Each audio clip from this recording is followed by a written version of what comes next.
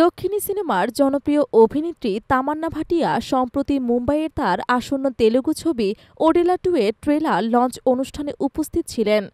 সিনেমার প্রচারে এলেও তিনি যেভাবে নিজের জীবনের কঠিন সময় এবং সম্পর্ক নিয়ে খোলামেলা কথা বলেন তা নতুন করে আলোচনার জন্ম দিয়েছে বিনোদন মহলে। অনুষ্ঠানে পাপ্পারাজিদের সঙ্গে আলাপচারিতায় তামান্না বলেন, আমার বিশ্বাস, যখন জীবনে কোনো সমস্যার মুখোমুখি হই তখন আমরা বাইরে উত্তর খুঁজে বেড়াই, অথচ সমস্যার সমাধান বাইরে নয়, নিজের ভিতরেই লুকিয়ে থাকে।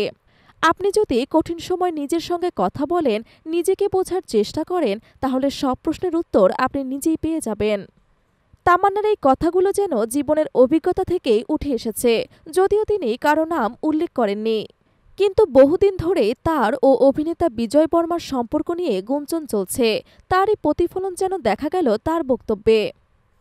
অনুষ্ঠানে এক সাংবাদিক যখন কৌতুকের ছলে তামান্নাকে প্রশ্ন করেন, আপনি যদি কাউকে তন্ত্রমন্ত্র করে জিতে নিতে চান তাহলে সেটা কে হবে?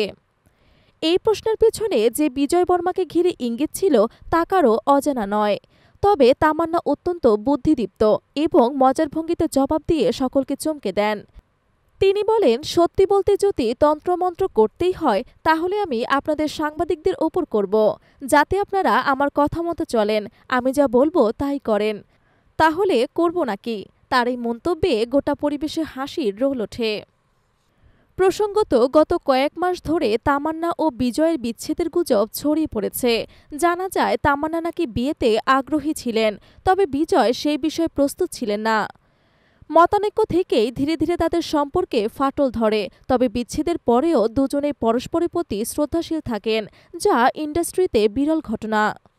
বর্তমানে তামান্না ওডেলা 2 এর প্রচারে ব্যস্ত এবং ব্যক্তিগত অভিজ্ঞতা থেকে উঠে আসা তার জীবন দর্শন দর্শকদের অনুপ্রাণিত করছে।